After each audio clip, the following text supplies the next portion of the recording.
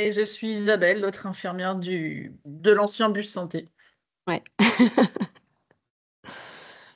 Comment tu veux faire, Isa? Bah, vas-y, je te Ouais, oh, tu suis. complètes s'il y a des Voilà, points. ça Ok. roule. Vous pouvez le mettre en mode PowerPoint ou pas? Alors, il est pas en mode PowerPoint là? Ouais, enfin en présentation, pardon, excuse-moi, tu sais, avec le petit écran en bas à droite, avant Alors, le truc du moins. Là, très bien. là? Oui, ça grandira à l'écran. Ok. Merci beaucoup. Donc nous travaillons dans le bus santé. Voilà, qui est un projet qui a été développé par le département des Yvelines avec l'idée d'aller vers les usagers pour permettre à tous les habitants de bénéficier d'accès aux soins en matière de prévention et de consultation médicale. Donc, au départ, ça s'adressait plutôt au milieu rural du département des Yvelines.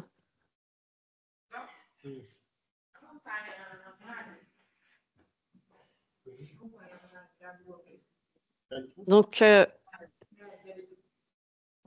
Tu peux continuer, Flavia. ouais, je continue, ok. Oui, oui. En fait, l'objectif, c'était de répondre à la problématique de désertification médicale et à l'isolement géographique des personnes qui vivent en milieu rural. Et donc, le projet a été développé autour de 2 axes.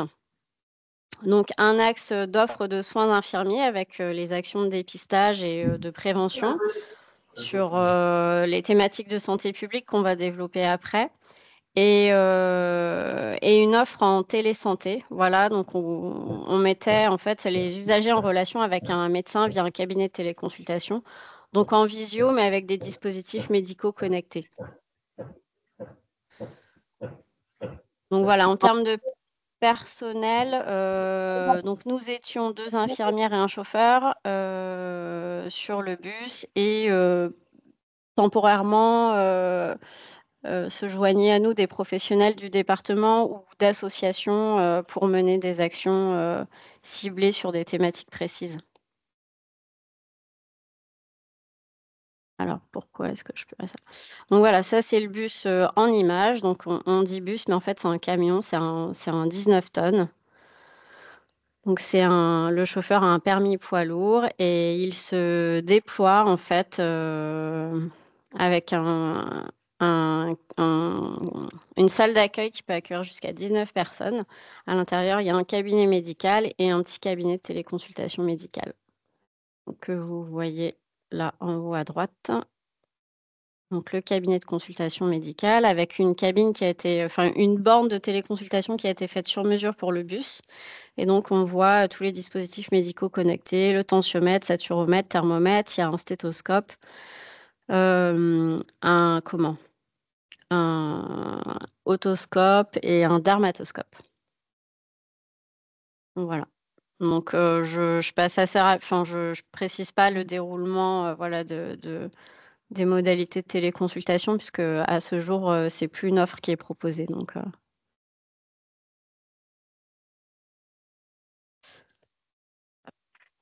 voilà, nos thématiques de prévention, c'était autour de 3 axes, donc cancer, risque neurocardiovasculaire et santé de la femme, de l'enfant, adolescent et la vaccination. Donc toutes ces actions, elles ont été construites majoritairement avec les CPTS du territoire. Donc les CPTS, c'est des communautés professionnelles territoriales de santé. En fait, c'est un système qui regroupe les professionnels de santé d'un même territoire pour agir sur des problématiques de santé identifiées sur le territoire. Et donc mettre en commun ces expertises en fait. Donc sur la thématique cancer, on a axé sur donc les 3 principalement sur les 3 thématiques de cancer de dépistage organisé puisque on a accès à un dépistage organisé pour le cancer du col de l'utérus, le cancer du côlon, le cancer du sein. On a fait ponctuellement des actions de dépistage sur le cancer de la peau vu qu'on avait à disposition un dermatoscope sur le cabinet de téléconsultation et un projet était prévu, une sensibilisation sur le cancer de la prostate, mais ça on l'avait pas encore développé. Sur tous les risques cardio-neurovasculaires, c'était tout ce qui concerne principalement le dépistage du diabète de type 2, l'hypertension et tous les facteurs de risque en lien avec ces maladies chroniques. Et le dernier axe, donc la santé de la femme, adolescent, enfant, c'est consultation centre de santé sexuelle, donc CSS, ça veut dire centre de santé sexuelle. Consultation PM, donc c'est tout ce qui est consultation pédiatrique pour les enfants et infirmières puéricultrices et aussi sage-femme suivi avant et voilà, grossesse. Et donc c'est cette dernière thématique qui maintenant est développée dans le camion de santé. Donc voilà, sur les actions cancer du col de l'utérus, donc nous on a fait des sensibilisations sur le dépistage et on avait une sage-femme qui participait pour faire des frottis, voilà, avec des partenaires comme le CRCDC, le Centre régional de dépistage des cancers d'Île-de-France. Sur le cancer du côlon et du sein, c'était principalement de l'orientation vers les pharmacies pour avoir le kit de dépistage et de la sensibilisation. Cancer de la peau, c'est ce que j'ai évoqué tout à l'heure, c'était en partenariat avec la téléconsultation médicale via le dermatoscope pour faire des orientations. Et cancer de la prostate, on n'en avait pas encore fait, donc je passe rapidement dessus. Donc sur la thématique cardio-neurovasculaire en prévention diabète, on vous présentera plus tard plus en détail tous les outils qu'on utilisait. Et on travaillait surtout avec l'association CERDIAB et la CPTS Yvelines Ouest étaient nos 2 principaux partenaires sur ces actions. Sur l'obésité, l'alimentation, sédentarité, notre rôle consistait à prendre poids, taille, calculer l'IMC, toujours avec les mêmes partenaires. Hypertension, il s'agissait de faire des mesures tensionnelles et puis un bilan sur les modes de vie des usagers qui avaient des questions par rapport à ça. Et enfin, les conduites addictives. C'était la possibilité d'évaluer le risque de dépendance, mais ça, c'était en cours de développement avec la CPTS Yvelines Ouest, parce qu'il y a un addictologue avec lequel on prévoyait de travailler. Et sur la dernière thématique, donc c'est celle-ci qui va prendre maintenant le relais sur le bus santé, avec toutes les consultations, sage-femme, dépistage cancer du col de l'utérus, les suivis de grossesse et puis les rappels de vaccination obligatoires. Donc voilà, sur les maladies chroniques, on a fait un rappel en chiffres concernant la France. Donc on a 12 millions de personnes qui souffrent d'une maladie chronique. Et donc sur le schéma, on voit que arrivent en priorité donc les maladies cardiovasculaires et le diabète. Et donc on avait accès, nous, c'était une demande aussi d'accès notre travail de prévention sur ces maladies-là et aussi en partenariat avec les CPTS qui d'après leurs données, mettaient l'accent donc sur ces pathologies-là. Là, je vais passer assez rapidement, juste les chiffres, voilà, l'article de l'ONU qui dit que le nombre d'adultes âgés de 30 à 79 ans souffrant d'hypertension à l'échelle mondiale est passé de 650 millions à 1,28 milliard. En France, c'est 17 millions de personnes atteintes d'hypertension.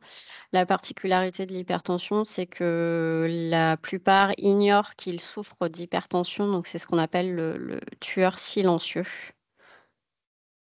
Donc c'est pour ça aussi qu'on proposait des actions de dépistage avec prise de tension. Et les normes, je les rappelle pas, je pense que sur le diabète à l'échelle mondiale, c'est donc en 2021 537 millions d'adultes qui vivent avec le diabète et une projection qui montre qu'un adulte sur 8 en 2045 souffrira de diabète. Et en France, c'est plus de 4 millions de la population qui réside en France. 90% des personnes atteintes de diabète ont un diabète de type 2. Donc voilà Et pourquoi. je vais juste Ouais. rebondir dessus. Le diabète de type 2 est quand même un diabète qui peut être très, très, très facilement évitable.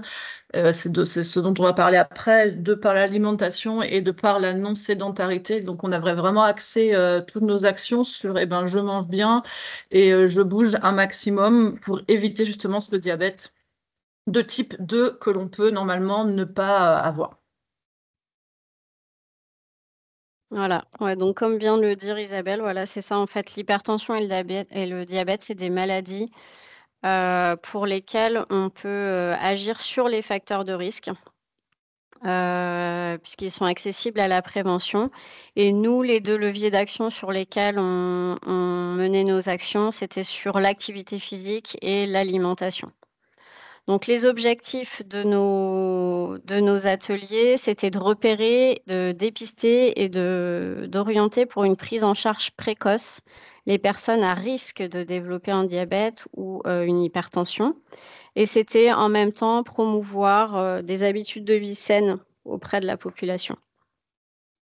Donc dans un premier temps, il s'agissait de repérer les risques, en sachant qu'il y a les risques, sur lesquels on n'a pas de pouvoir d'action, donc qui sont généralement héréditaires ou liés à l'âge, donc l'âge, le sexe, facteurs héréditaires, antécédents familiaux et repérer les risques comportementaux et métaboliques. Donc ça à travers différents outils qui permettent de faire des recueils de données, sur, le mode de vie, des usagers, en fait.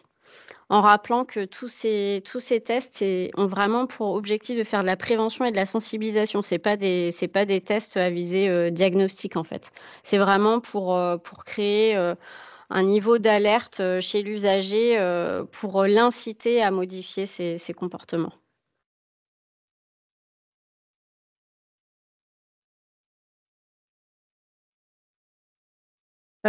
Donc sur les recommandations pour le diabète, idéalement une mesure, le matin à jeun par une glycémie capillaire. Donc nous, c'est ce qu'on faisait. On peut faire une prise de sang à jeun, mais nous, on travaillait, on pouvait faire sans ordonnance, médicale, donc la glycémie capillaire,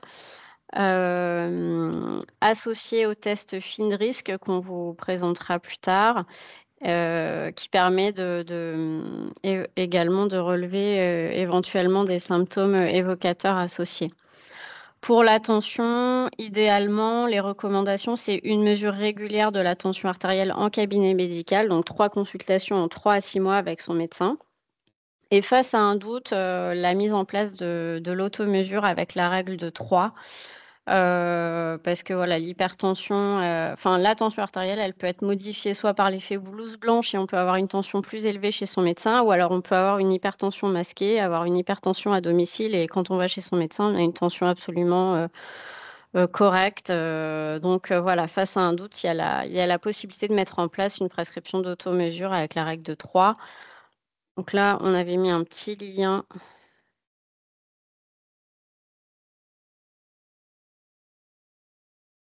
C'est pas voilà, sur les conditions de l'automesure, donc s'installer sur une table, un temps calme 5 minutes avant de commencer. On peut Ne pas pas voir ton parler. image, juste, Ah Flavia. Je mince, pense que comme tu partages, juste le PowerPoint, tu partages pas l'autre truc. alors comment je fais ça? Il faut que tu départages et repartages, l'icône que tu as ouverte. Je pense que ce serait la plus simple solution Alors et après que tu arrêter de reviennes. partager. Oui. OK. Là, c'est bon? Oui, parfait. OK. Donc voilà, les conditions de l'automesure. Donc s'installer à une table, un temps de repos de 5 minutes avant, ne pas parler, ne pas bouger pendant la prise des mesures, choisir le même bras pour effectuer les mesures, noter les résultats.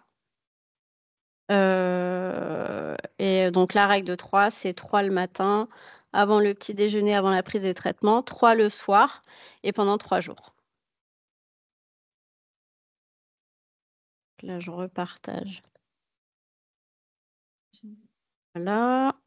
Et la troisième possibilité pour la tension, mais ça, c'est vraiment exceptionnel, c'est la mesure ambulatoire de la pression artérielle. C'est un relevé sur 24 heures généralement avec une prise de tension régulière. C'est une machine qui fait ça, un petit appareil qui fait ça tout seul, en fait. Voilà. Ah oui, donc là, je vais devoir à chaque fois départager, repartager, non? Ça va être la même chose. Donc les outils qu'on utilisait, en fait, pour le dépistage du risque de développer un diabète dans les 10 ans, le questionnaire FINRISC. Est-ce que tout le monde voit là ou pas? Non, ça fait comme tout à l'heure? Oui, ça fait comme tout à l'heure. Ouais, ok. Alors.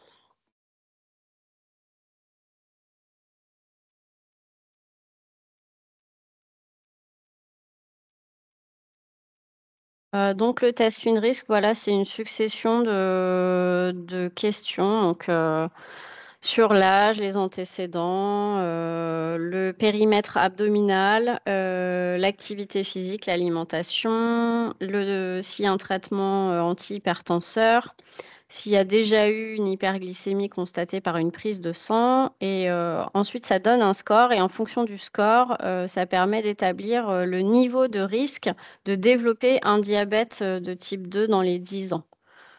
Donc c'est vraiment un outil plutôt pour alerter et sensibiliser, et nous, on avait donc une grille de lecture pour ça. Est-ce que je l'ai là?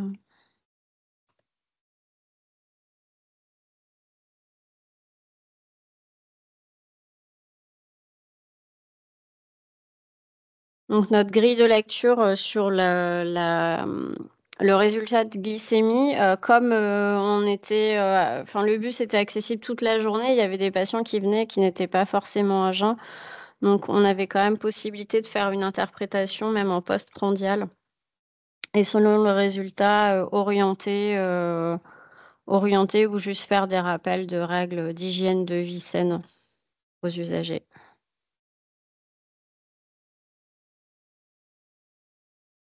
Voilà. Le questionnaire sur, l'hypertension, c'est pareil, c'est un questionnaire sur le risque de développer l'hypertension. Donc, alors en fonction du nombre de réponses, c'est oui ou non. C'est un test qui est rapide et c'est vraiment un test, pareil, sensibiliser, sur le risque-là et sur les comportements après à adopter, par la suite. Donc un oui, pas de risque, 2 ou 3 oui, un risque modéré, plus de 3 oui, là, le risque est important. C'est des, documents qu'on trouve sur, la Fédération française de cardiologie qui a aussi, enfin, on peut orienter aussi les usagers sur ce type d'outils parce qu'ils peuvent faire des tests, en ligne sur, l'état de santé de leur cœur, par exemple, voilà, ça peut être des niveaux d'alerte et puis rappeler que c'est bien de voir un cardiologue une fois par an et cetera. Sur l'activité physique, il y a d'autres outils, donc comme le Ritchie et Gagnon qui permettent, de faire un peu un état des lieux de son niveau d'activité physique. Donc, c'est un test, voilà, c'est de l'auto-évaluation à chaque fois. Mmh. Donc comme ça, les patients, ils peuvent, enfin les usagers, ils peuvent, répondre tout seuls au questionnaire et puis ils ont tout de suite leurs résultats. Là, ça donne pas de conseils, c'est vraiment, pour, une prise de conscience plutôt, on va dire, sur, son niveau d'activité. Et les quiz.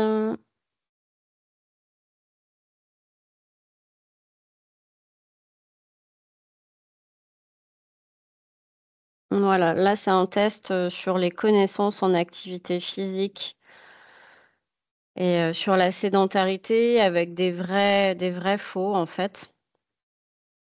Voilà, parce que parfois les personnes ont un peu, des idées reçues sur ce que c'est que l'activité physique, la fatigabilité et cetera. Donc c'est pareil, c'est pour faire un peu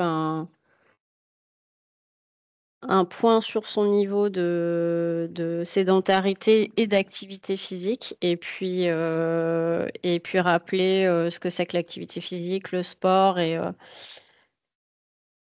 les recommandations, de santé publique.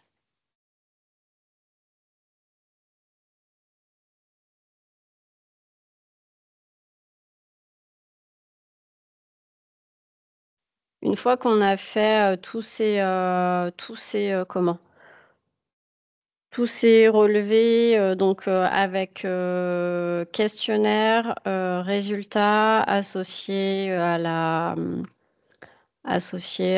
prise de tension, à la glycémie capillaire, on identifie 2 parcours de soins. Donc soit il n'y a pas de risque identifié, il n'y a pas de problématiques relevées et dans ce cas-là, on fait un rappel sur les bonnes pratiques d'hygiène de vie, soit en lui remettant quelques outils voilà, pour poursuivre sur une bonne alimentation, une activité physique, voilà, et puis l'orienter aussi, bah, comme je disais tout à l'heure, sur des sites comme Manger Bouger, Fédération française de cardiologie, qui sont des sites qui sont très bien faits, qui permettent d'accéder à pas mal d'outils. Soit on identifie un facteur de risque, hein, et dans ce cas-là, on oriente, on remplit un petit compte rendu et puis on oriente vers une consultation médicale pour approfondir le dépistage via prise de sang ou examen complémentaire, mais ça après c'est le médecin qui prend la relève. Euh, voilà. Et après, sur les recommandations, et là je vais devoir refaire pareil, j'ai pas moyen de, j'ai pas possibilité de refaire à chaque fois. Sinon, le plus simple, c'est de partager ton écran d'ordinateur. Et comme Ouais, ça, dès que tu ouvres alors, ça, alors comment je fais ça? donc Ouais. tu départages et tu mets écran et non pas Ah oui, fenêtre. écran. Ok, merci. Voilà. Donc, nous, les outils qu'on pouvait remettre aux usagers, c'était de ce type-là. Donc, sur l'activité physique, avec quelques repères, hein. Le but, c'est pas de demander aux usagers de se mettre à pratiquer une activité sportive. C'est vraiment plus de ne pas rester inactif. Et puis après, ben, une fois qu'on a trouvé ce qui nous correspond, ce qui nous fait plaisir, d'augmenter progressivement la pratique. Et puis bah, après, pourquoi pas s'orienter vers une activité sportive.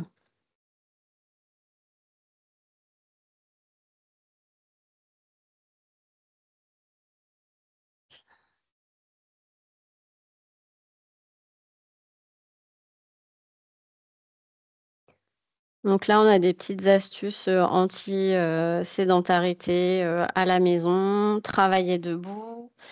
Bon, alors, vous organisez une réunion visio, proposez de commencer par des étirements et des squats, On on aurait dû l'a faire pas ça. fait. Voilà, c'est ça. Faire une petite marche de quelques minutes, s'étirer, voilà, le tout, c'est de pas rester immobile plus d'une heure.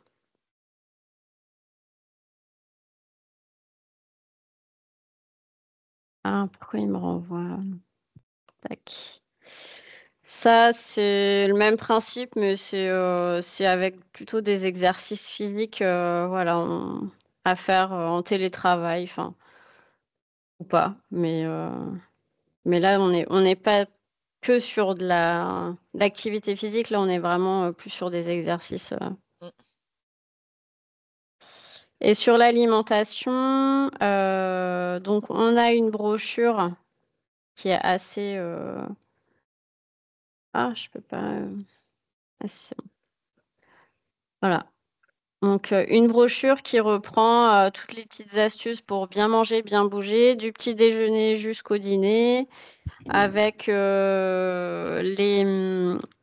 aliments vers lesquels s'orienter. Réduire le sel. Qu'est-ce qu'on fait quand on a envie de grignoter? Donc, plutôt s'orienter vers éviter le sucre et plutôt s'orienter vers des fruits à coque. Sur les portions, donc je ne vais pas présenter parce qu'il y a pas mal de pages, mais voilà.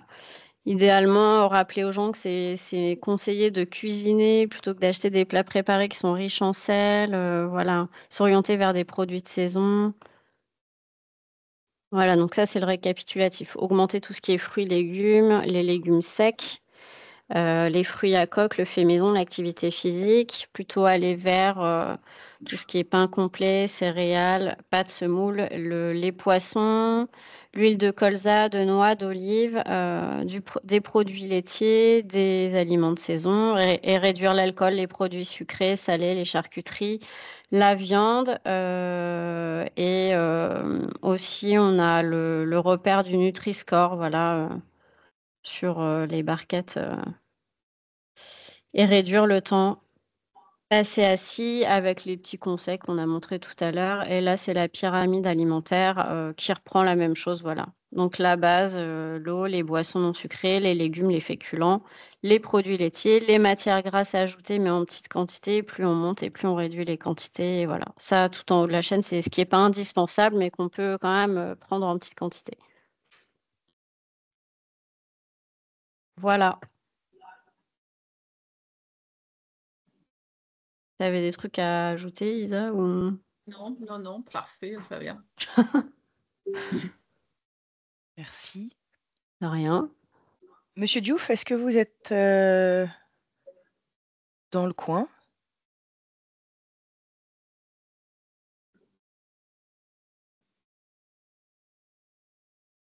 Est-ce que certains d'entre vous aimeraient réagir sur les outils proposés et présentés par Flavia et Isabelle?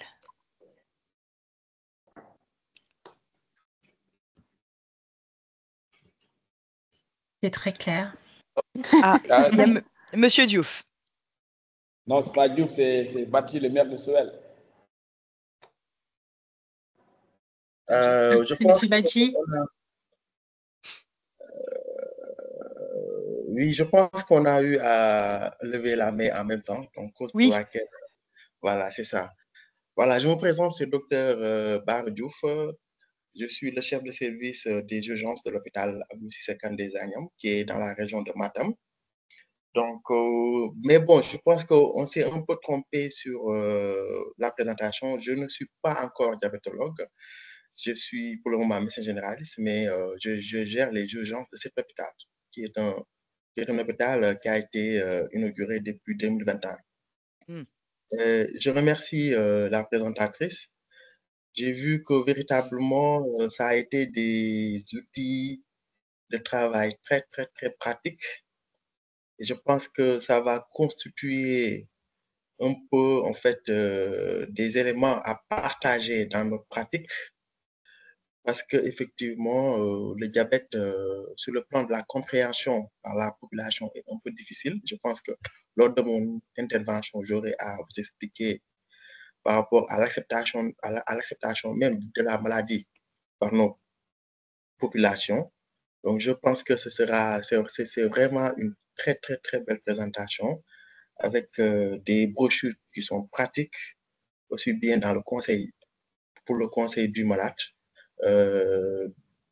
surtout par rapport au sport et à l'alimentation. Donc, c'est-à-dire au mode de vie. Voilà, merci.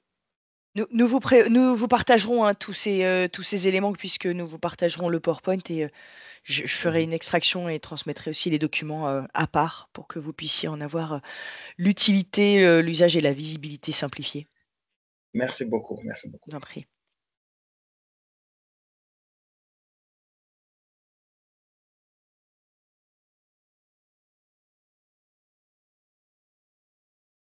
Est-ce que quelqu'un souhaiterait réagir? Du coup, Marie-Odile, il y avait des questions, tu sais, que Oui, tu avais mais partagées. Alors, on pensait que Monsieur Diouf allait pouvoir y répondre, je ne sais pas.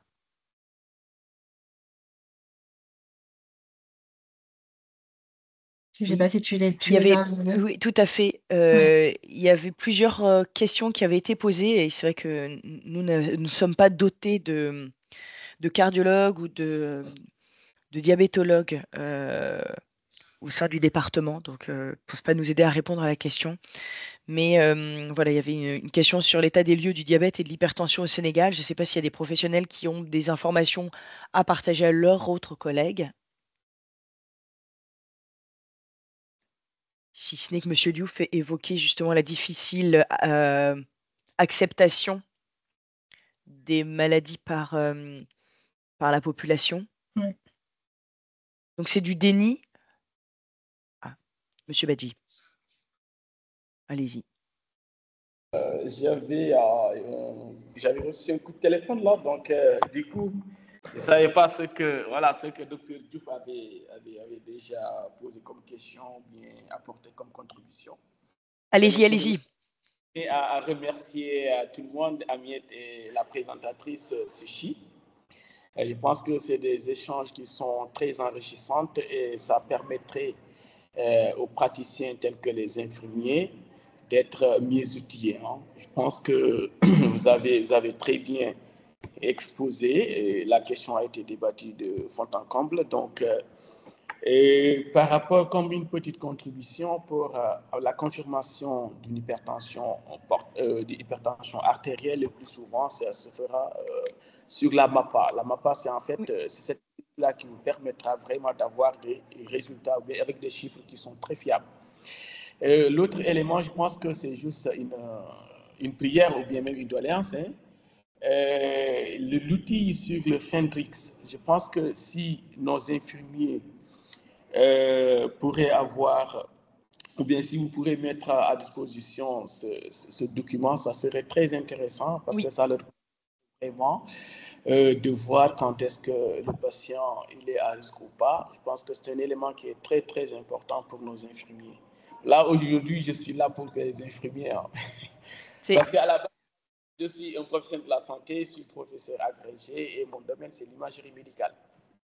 D'accord. Eh ben, un clinicien. Mais oui, nous transmettrons tous les documents qui ont été présentés par Flavia et Isabelle pour que vous puissiez les diffuser librement dans vos services respectifs. Merci. Monsieur Diouf, vous vouliez reprendre la parole? Merci beaucoup. Merci beaucoup. Donc, je pense qu'il y a un moment donné, je n'étais pas connecté par rapport à... Je n'étais pas connecté lors de la présentation, cause pour laquelle je n'ai pas pu, en fait, être au fait des différentes questions qui ont été posées. Mais je peux revenir, par exemple, sur l'ampleur du diabète, en tout cas au niveau de notre pays. Nous voyons, et je remercie avant de commencer M. Enfali Badji qui a été notre maître au niveau de l'université. Alors, nous pouvons dire qu'au niveau du Sénégal, que le diabète est en nette progression. Donc, semblable à tous les pays du monde, bien qu'effectivement la collecte des données n'est pas faite systématiquement. Il y a une première étude, en fait, qui a été faite en 2016, même si durant cette année, il y a une étude qui est en train d'être faite par le ministère de la Santé en collaboration avec l'Agence nationale de la statistique et de la démographie du Sénégal. Mais nous voyons une prévalence au Sénégal de 3,4% chez les personnes âgées de 18 à 69% et de 7,9% chez les sujets de plus de 45 ans. Même si les chiffres ne sont pas toujours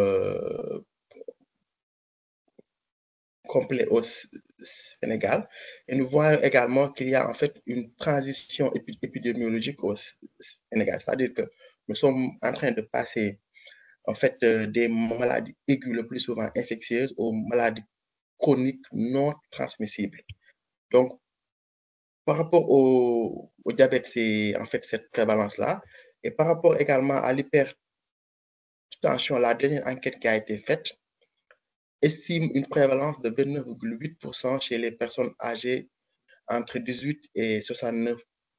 Et ce sont des chiffres de l'année 2015, même s'il y a une étude qui est en train d'être faite en ce moment et les résultats vont sortir, Inch'Allah, d'ici l'année 2025. Il faut savoir que pour les maladies chroniques au niveau national, les enquêtes sont faites chaque 10 ans, le plus souvent. Voilà, même s'il y a des statistiques au niveau hospitalier, mais au niveau national, voici les statistiques que nous avons pour le moment. Merci beaucoup. Merci, Monsieur Merci. Diouf.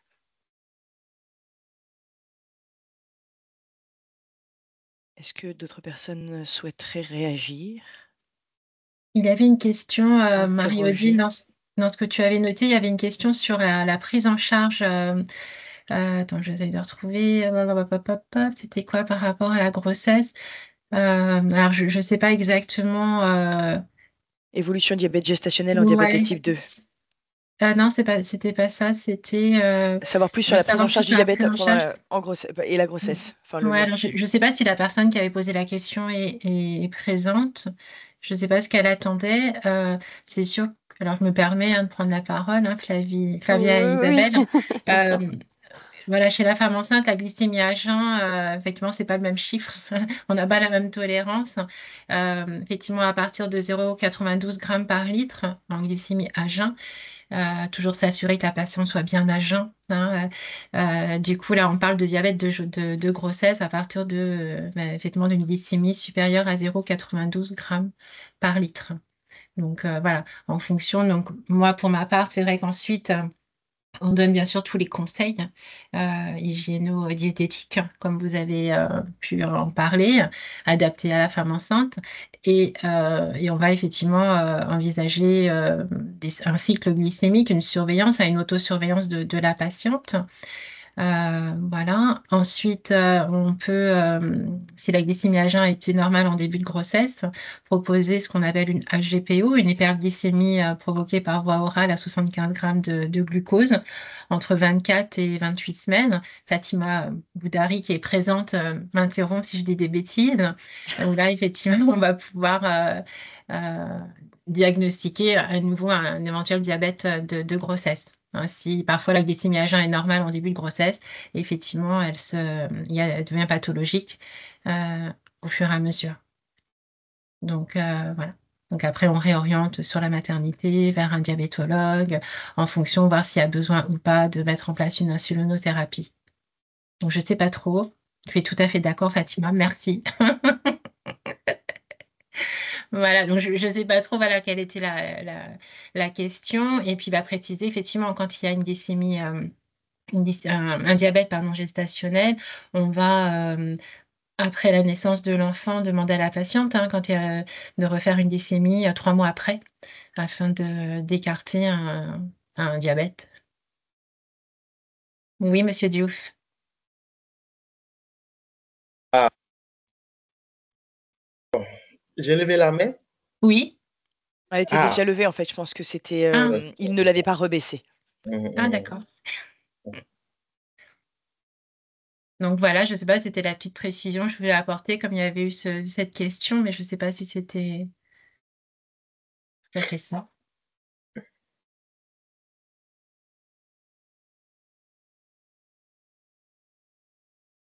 Là, j'ai relevé la main. Allez-y, allez-y. Voilà, Allez-y. c'était, voilà, effectivement, c'est pour renforcer ce qu'a dit Madame Stéphanie par rapport à l'hyperglycémie provoquée par voie orale. C'est ce qu'on appelle le test de O'Sullivan. Alors, Voilà. je me permets, c'est pas tout à fait la même chose. Le O'Sullivan, alors ici, c'est vrai qu'on on ne le prescrit plus. De mémoire, le O'Sullivan, c'était un test à 50 grammes de glucose, il me semble, avec une glycémie 1 heure après ou 2 heures après. Alors que là, la GPO, on est à 75 grammes de glucose et il y a 3 chiffres. Il y a une glycémie à jeun, 1 heure après et 2 heures après. Et si l'un de ces 3 résultats est anormal, on parle de diabète de grossesse. Effectivement. Effectivement. En fait, je voulais juste parler des deux, en fait, parce que dans la littérature, jusqu'à maintenant, on parle de ce test de O'Sullivan ici au niveau du Sénégal, en fait.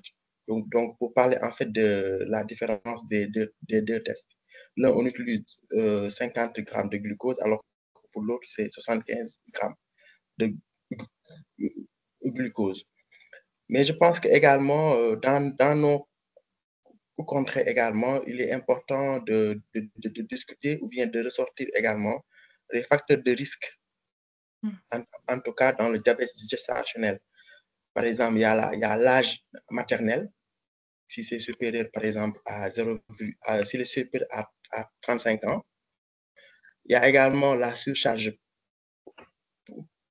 pondérale également. Donc, voilà, si la patiente est en surpoids. Bon, on parle également des fois ici en Afrique d'ethnie. On parle également de diabète familial au premier degré, si c'est surtout un diabète de type 2. Ou bien s'il y a des antécédents obstétricaux, par exemple une macrosomie, etc. Ou bien une prise pondérale gestationnelle excessive. Ce sont en fait des signes d'appel qui doivent chercher, en fait, qui doivent faire dépister un diabète chez les femmes enceintes. Merci beaucoup. Tout à fait, oui.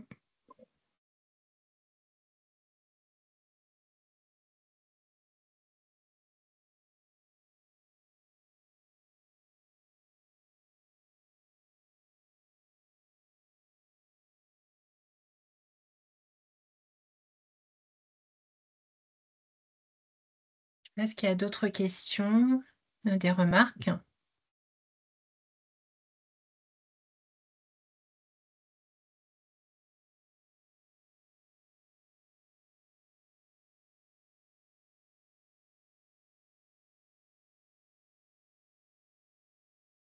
Si Edgar voulait rajouter quelque chose.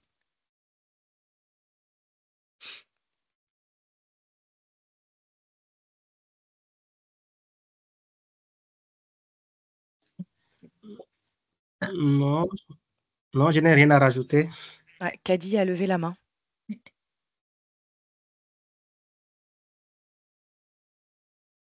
Par contre, on ne vous entend pas si vous parlez, Kadi, parce que votre micro n'est pas ouvert. Branché.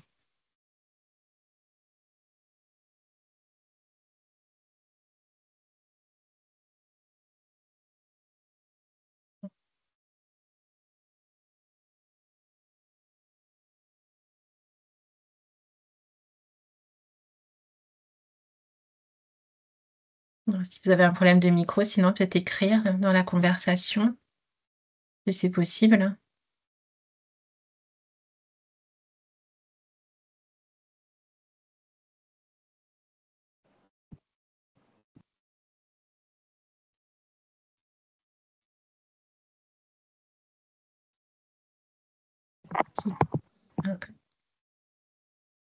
Non, il y a monsieur Badji qui a levé la main. Oui, c'est juste pour prendre aussi la défense des infirmières, parce que ici, dans nos contrées, les plus souvent, nous ne disposons pas de laboratoire pour réaliser des tests capillaires. Quand on est en profondeur, on n'a pas, en fait, on n'a pas. Donc, est-ce que avec certains outils comme le Fendrex ou autre chose, est-ce qu'on pourrait vraiment, nos infirmiers pourraient vraiment s'adosser sur ce test et l'autre chose aussi, il y a, je pense, quand on tenait une session au niveau de la mairie, donc j'avais proposé à ce qu'on construise un bâtiment pour en fait, pour faire un laboratoire communautaire biologique médical. Donc, la commune a accepté, mais mon souci, c'est, en fait, il y a même un bailleur qui est vraiment disposé à nous aider dans ce sens pour équiper le laboratoire. Mais la législation sénégalaise donc, nous pose d'énormes problèmes.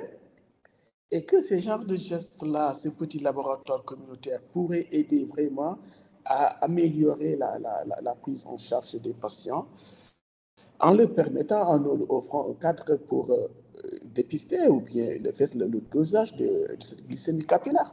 Mais ici au Sénégal, voilà, donc on est tout le temps confronté à cette législation que je trouve un peu obsolète, qui ne suit plus maintenant la pyramide sanitaire actuelle au Sénégal.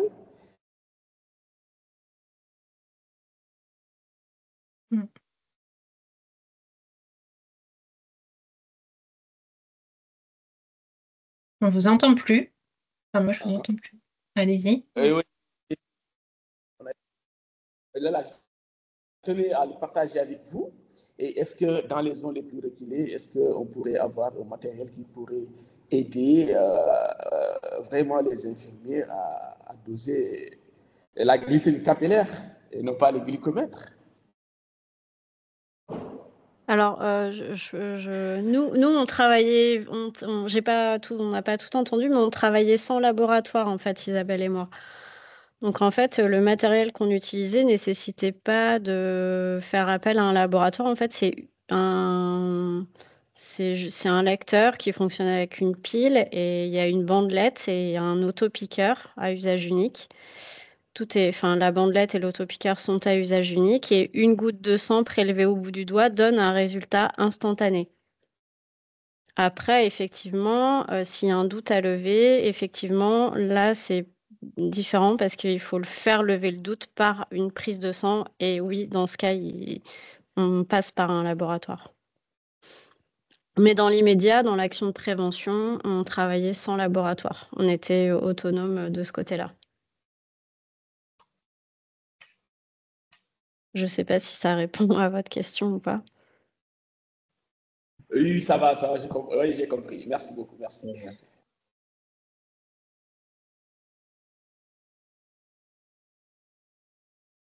Je peux? Oui.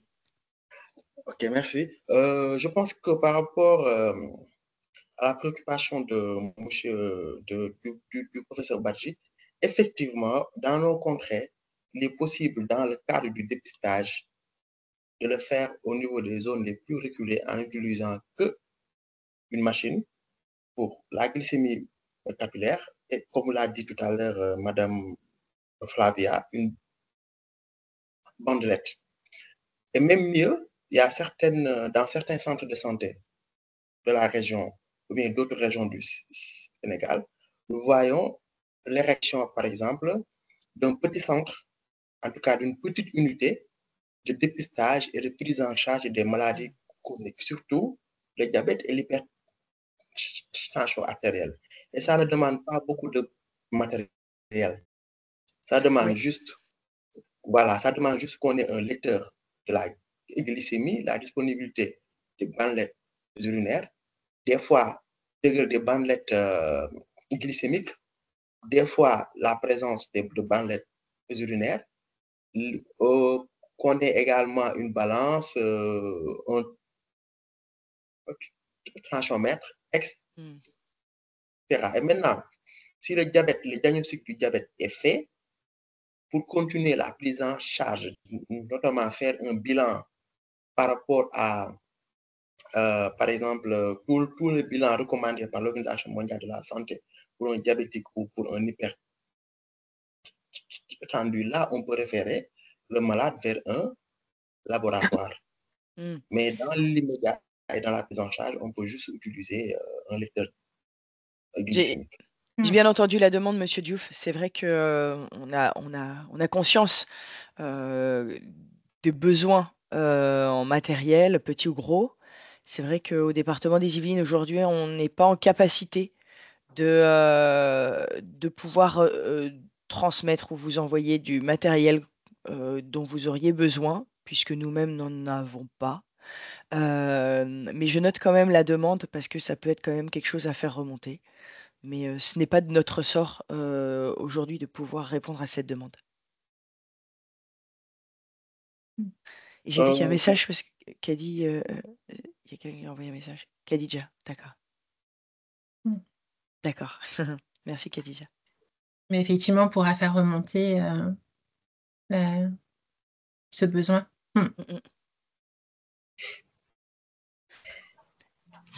Est-ce qu'il y a d'autres remarques? Ah oui, allez-y. La première question, est-ce qu'on peut avoir le coût du bus santé en termes d'investissement et également en termes de fonctionnement par année? La deuxième, l'accès au service du bus santé, comment la population est-elle informée? Est-ce que c'est au passage, il y a une prise de rendez-vous en ligne ou bien il y a un passage à un point précis dans une commune du département et après, est-ce que les gens payent quelque chose pour avoir accès aux soins? C'est vrai que les filles vont répondre à ma place, mais sachez qu'aujourd'hui, le bus dont on a fait référence est à l'arrêt pour une durée que nous ne connaissons pas. En revanche, je pense que Isabelle ou Flavia vont pouvoir vous répondre sur l'organisation de la tournée du bus et l'information qui était donnée aux communes et aux usagers. Donc, concernant en fait la rotation du bus, on avait un planning qui était établi tous les 6 mois et on tournait sur 10 communes différentes et on revenait tous les 15 jours sur la même commune. Donc, à force, les gens savaient quel jour on était là. Et nous, en parallèle, on faisait tout un projet de communication via les mairies. Donc, ils avaient notre planning, on leur disait tel jour on sera là, de telle heure à telle heure. Et via tout ce qui après, nous, on a tout ce qui est réseaux sociaux, Facebook, etc., etc. Donc, ça tournait beaucoup sur les réseaux sociaux, sur les mairies, sur notre intranet aussi à nous. Et puis après, c'est le bouche à oreille qui a aussi beaucoup fonctionné. En tout ce qui est au niveau organisationnel, il n'y avait pas de prise de rendez-vous au préalable à prendre pour tout ce qui va être consultation et entretien avec nous, les infirmières. La personne venait quand elle voulait, on la prenait en charge dès que nous étions disponibles. Et pour ce qui était du coup de fonctionnement du bus, j'ai bien noté la question. J'essaierai de trouver des éléments que je peux vous transmettre sur ce sujet-là. Après, Oui, vas-y. ah, pardon. Vas-y. Oui, on peut vous montrer rapidement le type d'affiche qu'on faisait pour communiquer sur les communes. Je ne sais pas si vous voyez, mais enfin, parallèlement à notre travail d'infirmière, on avait aussi un rôle de coordination, effectivement, auprès des communes pour que les usagers soient informés de notre passage et des actions qu'on menait. Donc, voilà. Sur l'alimentation, voilà, on faisait ce type d'infos auprès de la commune, avec le jour, l'heure de passage et le lieu de présence et la thématique spécifique de la journée. Après, en sachant que voilà, on pouvait aborder toutes les thématiques de santé publique parce que les demandes n'étaient pas forcément ciblées là-dessus. Donc voilà, sur toutes les infos sur dépistage cancer, voilà. Et il y avait également une question, est-ce que les patients devaient payer quelque chose? Il y avait cette question. Alors non, les consultations étaient totalement gratuites. Les consultations infirmières. Infirmières, ouais.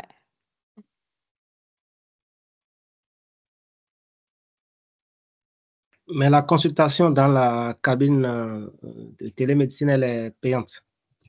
Oui, par contre, si vous vouliez faire une consultation, donc là, d'ordre médical, c'était une prise de rendez-vous au préalable, ou bien avec nous, et on prenait le rendez-vous ensemble. Et après, la tarification était de 25 € pour la consultation médicale, prise en charge par la sécurité sociale en France, et la mutuelle si l'usager avait une mutuelle complémentaire.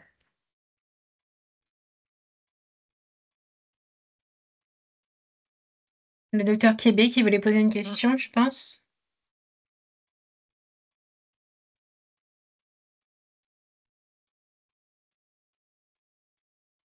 Docteur Kébé, je ne sais pas si vous nous entendez.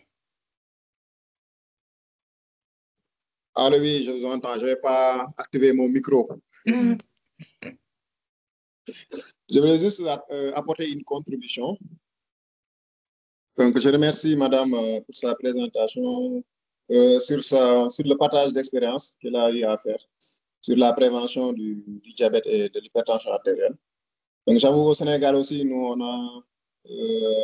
on utilise ce procédé, mais dans d'autres programmes. C'est ce qu'on appelle les équipes mobiles. C'est dans le cadre de la prise en charge de la malnutrition aiguë sévère et pour le programme élargi de vaccination. C'est ce procédé qui est utilisé pour s'approcher beaucoup plus des populations qui sont loin des structures sanitaires. Donc, comme l'a dit le Dr Bara, nous, ici, on reçoit beaucoup de patients. Donc, vous parlez toujours d'ampleur. Donc, dans notre pratique quotidienne, les pathologies qu'on rencontre le plus souvent ici dans la consultation, c'est l'HTA et le diabète. Donc, tous les jours, on en reçoit en moyenne, au minimum 3 patients pour chaque médecin. On a 2 boxes de consultation. Donc, le suivi du diabète dans nos structures, dans nos zones, le problème qu'on a ici, c'est le régime. Donc, pour le régime, ce qui pose problème, c'est l'accessibilité financière et géographique des produits qui sont recommandés pour les diabètes.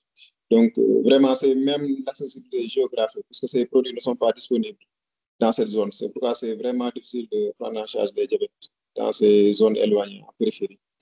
Parce que, bon, ce qui est recommandé, bon, n'est pas consommé. Souvent, c'est des céréales qu'ils consomment. Donc, à midi et même le soir aussi, c'est la même chose. Ce sont des céréales. Donc là, vraiment, c'est ce qui complique la prise en charge. Et aussi, le déni aussi, il joue quelque chose, parce que souvent, on met des traitements, mais eux, ils pensent que les traitements ont long cours, les traitements à vie, donc les produits sont néfastes pour leur organisme. Donc, on essaie tant que possible de les convaincre d'accepter le traitement. Souvent, ils acceptent. Donc, merci, c'était ça juste ma contribution en attendant la suite du débat. Merci. Merci. Merci. Nous allons peut-être clôturer notre webinaire, sauf s'il y a des derniers souhaits d'intervention. Non, il y avait effectivement Kadi, mais je pense que ça doit être une erreur par Un rapport à dernier la... souhait, Marie-Odile. Edgar, oui, Edgar, je te laisse la parole. Est-ce que le service que réalise le bus itinérant a été évalué? Vous avez pu apprécier un peu l'impact et est-ce qu'il y a aussi un outil d'évaluation de ce service-là? Ouais, tu veux répondre? Oui, on a fait des statistiques. En fait, on a fait. Enfin, oui, on a fait une mesure de l'activité. Tu retrouves les chiffres, Isa, ou... Attends, est-ce qu'on a mis ça? Vous voulez savoir combien de personnes on a vu Oui, combien de personnes vous avez vues et après combien sont retournées vous voir pour vous donner leur statut, comment ils ont apprécié ce service? Parce que je pense que cette expérience mérite d'être étudiée un peu chez nous pour voir si on peut commencer à travailler là-dessus aussi, quoi. C'est pour ça que je pose ces questions-là. Peut-être, Marie-Odile, on peut te faire un retour et après tu Oui, fais. tout à fait. Parce que je pense que Oui, c'est des ouais, chiffres faut qui qu'on- doivent, Voilà, Edgar, je me être permettrai de te faire un vérifiés. mail, voilà, c'est ça, à ce sujet-là, et qu'on travaille un document à vous transmettre Ouais. D'accord, concernant spécifiquement le bus. d'accord. Néanmoins, avant de clôturer ce webinaire, je vous rappelle que nous vous enverrons tous les documents qui ont été présentés aujourd'hui par Flavia et Isabelle. Merci beaucoup, messieurs, notamment Monsieur Diouf, de vos interventions. Et encore merci Edgar du travail que nous menons ensemble. J'espère que cette matinée, enfin en tout cas on espère avec Stéphanie que cet début d'après-midi vous a apporté de nouveaux éléments de connaissances. C'est toujours riche, effectivement, Oui. ces échanges et ça nous permet, enfin voilà, de se connaître. Tout à fait. Et de savoir effectivement les différentes pratiques. Merci. Voilà. Nous vous souhaitons une bonne après-midi. Et alors Merci. à très bientôt. Merci, Merci. Flavia, Isabelle. Bon Merci à après-midi, vous. merci. Au revoir, hein. Au Au revoir. Au revoir. Merci. Excellent week-end. Merci À à vous vous aussi. également. Merci. Merci, au revoir. Au revoir.